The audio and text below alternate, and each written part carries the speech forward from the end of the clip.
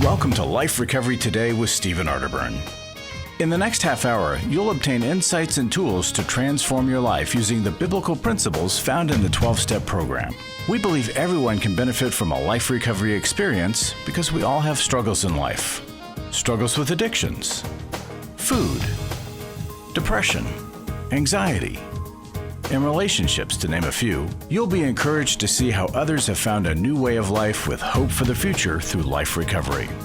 Your host is Steve Arterburn, founder of New Life Ministries and Women of Faith, author of over 100 books, and teaching pastor at Northview Church in Carmel, Indiana, one of the 20 largest churches in America. Steve is the co-editor of the Life Recovery Bible, the #1 selling recovery Bible. With over 3 million copies sold, this is the Bible given to inmates by Prison Fellowship and the Pew Bible for the Salvation Army. Now here's Steve. Hi there, welcome to Life Recovery Today. Steve Arterburn here, and if you've joined me before, you know that we believe that life recovery is for everyone. There are principles, concepts that can help you with whatever it is you're struggling with. We know that recovery deals with struggles with substance abuse and addictions, all sorts of behaviors. But this issue we're going to talk about today, even more so. And today we're going to talk about the food addiction, the big one for so many of us. I struggled with food for so long and then finally made some changes and alterations that Dr. Rhona Epstein is going to tell us about. And I'm telling you, when you are overweight and you are defined by how much you weigh, it is not fun. It is not pleasant. Well, Dr. Rhona Epstein, she's our presenter. She is the expert on food as an addiction. And many times we don't see food as a real live addiction until, we've become addicted. She's an author and a speaker as well as a devoted person to helping anybody recover from food addiction. Now, she's a licensed psychologist, addiction counselor, marriage and family therapist in the Philadelphia area. And she's the author of Food Triggers: End Your Cravings, Eat Well, Live Better, and Satisfied. It's a 90-day journey toward food freedom. I recommend it. The Satisfied Workbook and Satisfied Journal accompany it. For more than 30 years, she's led seminars, conferences, workshops, and all of them to help people overcome food addiction. She's passionate about what she does, as most of us are who have found a way to keep the weight off. And you can look at her website at www.drrhona.com. Let's listen to her. And when you listen to her, think about the little practical things that she's pointing out. Things that you can do, especially those that you can do the rest of your life. Because if you've heard anything from Lose It for Life, you've heard this. Why do something if you can't do it forever? Because when you quit doing it, the problem's just going to come back and haunt you. We want you to lose it, keep it off, and develop the healthy lifestyle beyond it. Now let's listen to Dr. Rhona. Well, hey, I'm Dr. Rhona, and I'm here to share with you about food addiction. Yes, I did say that, food addiction, talking about a struggle that a lot of people have.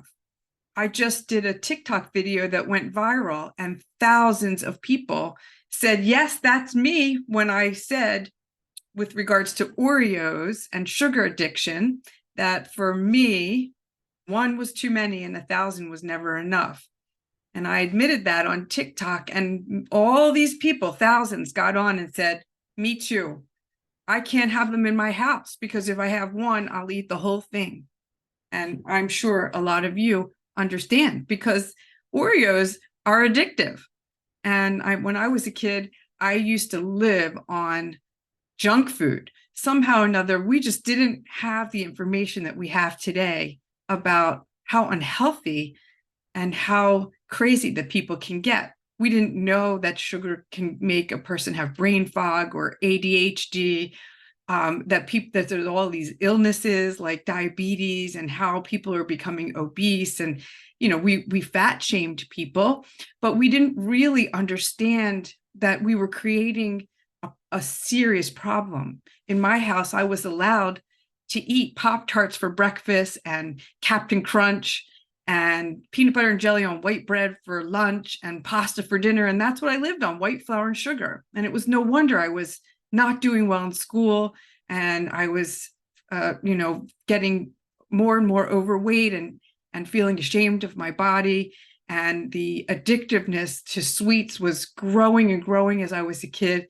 And by the time I was in high school, I had a full-blown eating disorder, trying to lose weight and going on all these crazy diets, trying to starve myself, and then binging on crazy amounts of junk food, half gallons of ice cream, entire boxes of double stuffed Oreos, and then, doing all kinds of crazy things to get rid of it. And so, and that was a long time ago, before we even knew about eating disorders. And so I was in terrible trouble. And I thank God that I was able to find help, and I know He led me to help. And it was through an addictions model. And if it wasn't for that, I don't know what would have happened to me.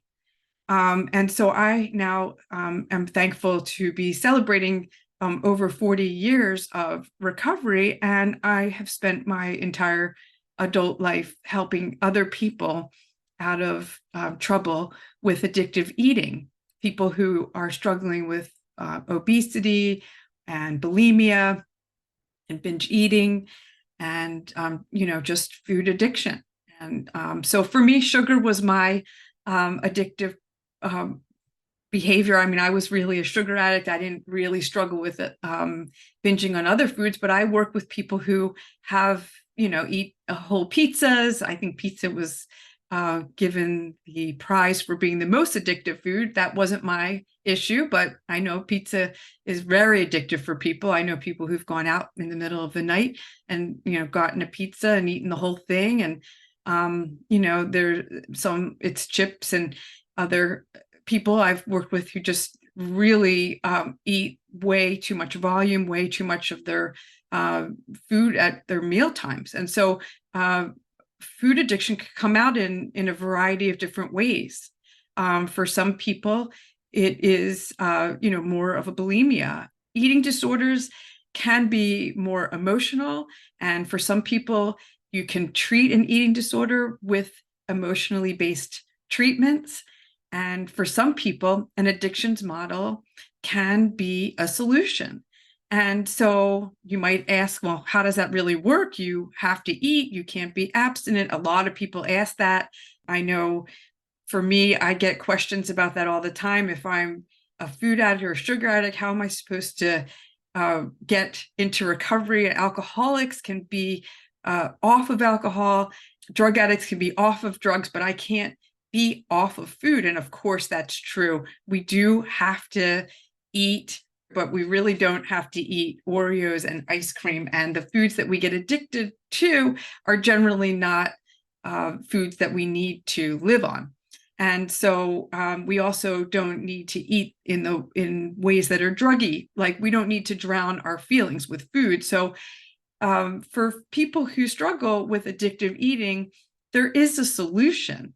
And we can learn to eat in a healthy way, using food for nourishment and enjoying food. It doesn't have to be that we go on a strict diet where nothing tastes good, and one of those cardboard diets where it's plain chicken and plain broccoli with nothing on it. I think people get scared of what would happen if they had to give up the things that they are hooked on. But there's a huge, vast variety of foods that a person can eat if they get into recovery. And I think what we need to understand is that recovery is physical, in that we have to look at what we're addicted to physically. It's emotional, what we're drowning, because usually we're using food to escape painful feelings. All addictions are about escaping painful feelings. And so it's very, very important not to try to just fix our bodies. And I think that's unfortunately what most people are doing, is we just want to get rid of our overweight or the negative consequences of our eating by trying to fix our bodies. And we don't really want to look at why we're eating. And we really need to be about looking at the whole picture. Why are we eating? Because if we don't get to the triggers, the emotional triggers, we will continue to use food as a drug. And so it's very important to understand the body and the mind and the emotions and the relational struggles, and then our spiritual life, because I think if we are really honest with ourselves, we are using food as a way of comforting ourselves, and we're turning to food for what we really need God for. We need His love, and we're turning to food for love.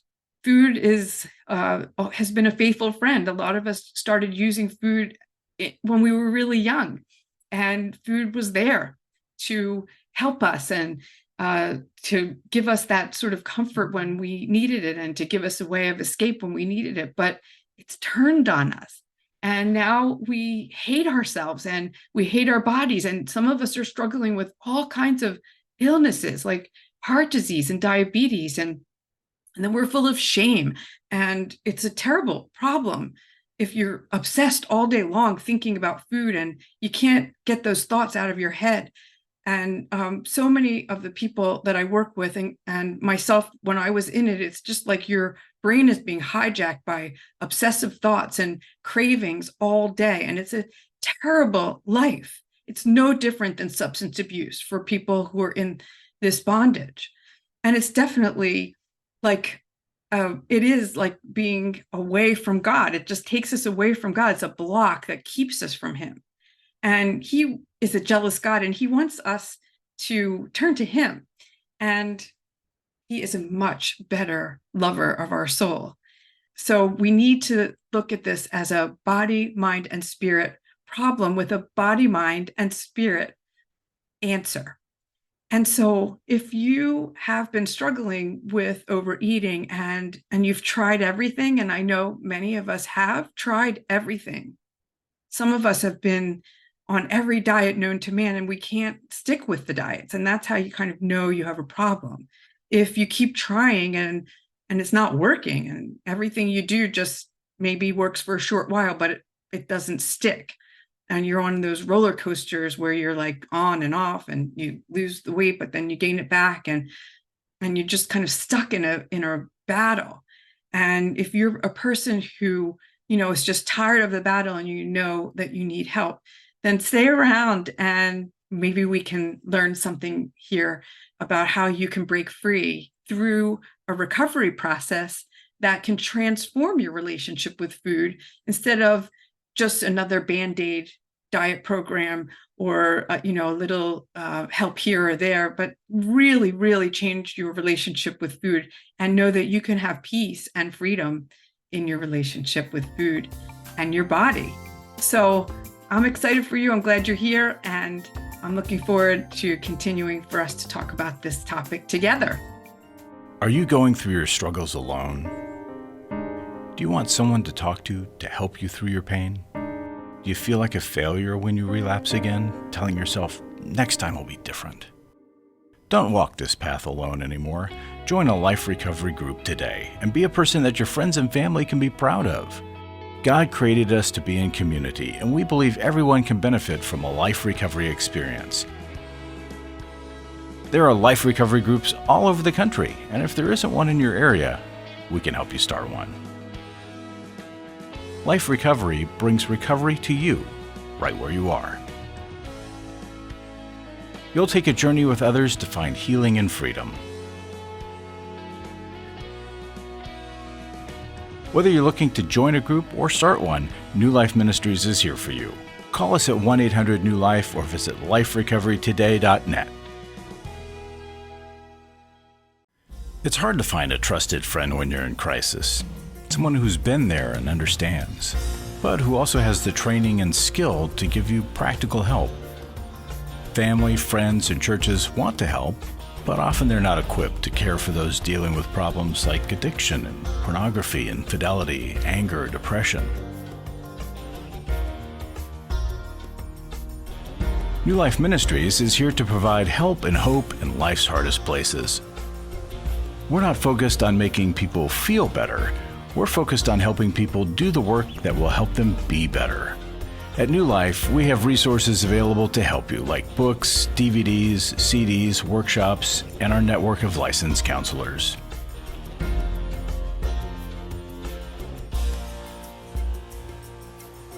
If you need help, call 1-800-NEW-LIFE and begin your new life today.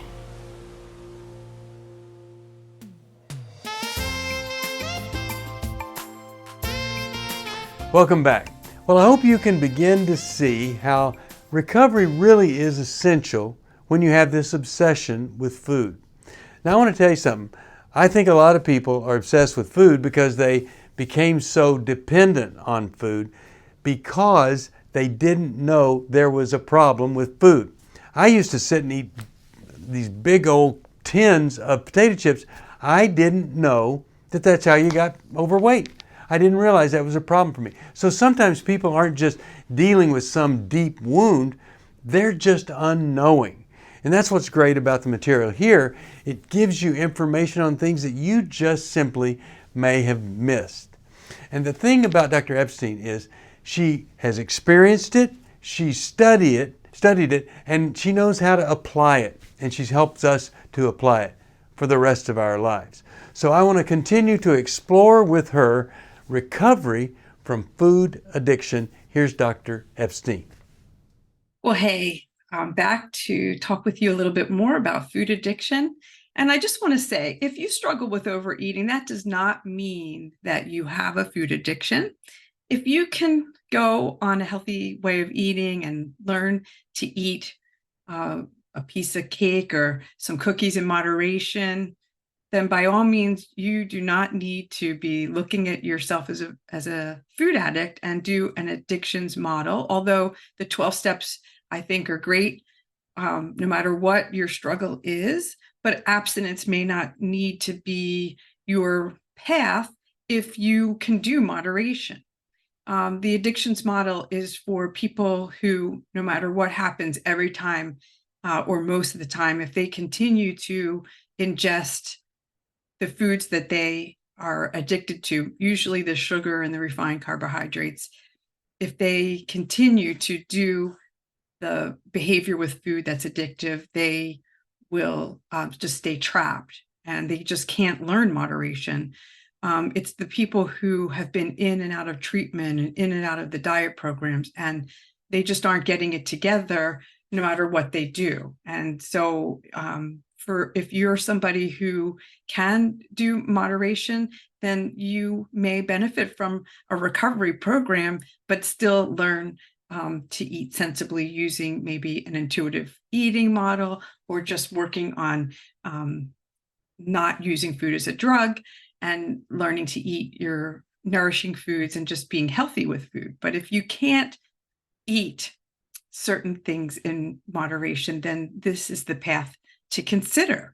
Because for a person who struggles with addictive eating, an abstinence model can be the difference between sanity and insanity. It's the cravings can go away when you stop feeding the lion, so to speak. It's sort of like a person who has an addiction. If you keep on feeding the lion will stay alive. But if you stop feeding the lion, then it shuts down, just goes to sleep. You don't have, it's not bothering you anymore.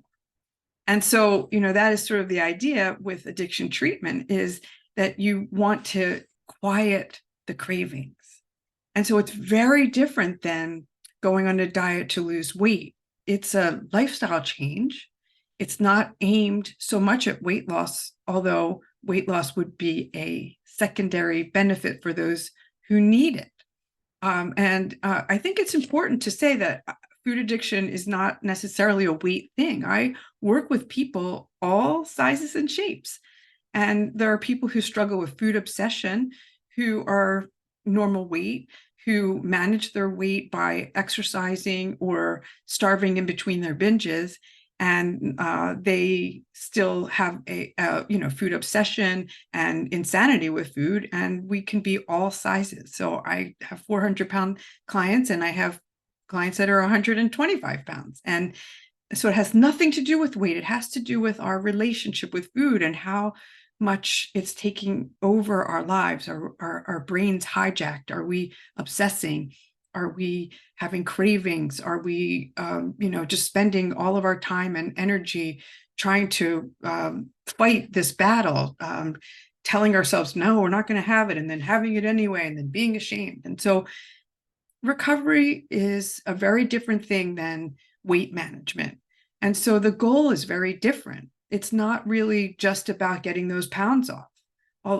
It's really a different focus, and the focus begins to be on wellness and on sanity and on quieting the cravings. And I know for myself, as somebody who was overweight, when I started to come into a recovery mindset, I realized that getting the insanity to stop was actually a goal that I could go for. It was something I wanted to lose weight. I hated being overweight, but I really wanted my mind back because I was thinking about food and my body and hating myself and wanting to stop all the craziness. I mean, all day long, I thought about food and dieting and starving, how I was going to eat and I wasn't going to eat. And the food thoughts that were going on all day, my worries about my weight, it was going on all day. I wasn't even like present for my life. And I wanted peace more than anything. And actually, that goal became more worth it actually than weight loss. And I know some of you really can understand it's a full-time job managing an addiction. And so when you start to realize like that, now that is something even a higher, better goal than getting the pounds off. It's worth fighting for.